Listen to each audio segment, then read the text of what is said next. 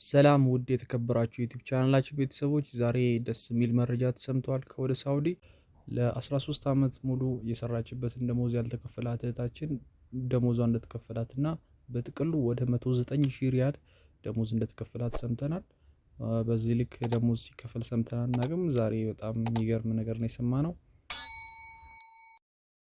እህታችን ስሟ ወይዘሮ ዘምዘም ቱኒ ትባላለች። ላለፉት 13 ዓመታት በሳውዲ አረቢያ ተቡክ ከተማ ላይ ስትሰራ ቆይታለች።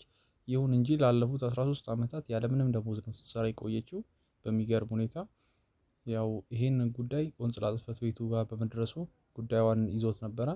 በዚህም ላለፉት 13 ዓመት የሰራችበትን ማለትም በጥቅሉ ወደ 109 ሺህ ሪያል እንዲከፈላት ማድረግ ተችሏል።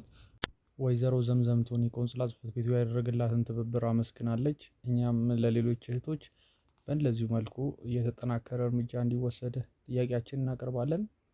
እናመሰግናለን።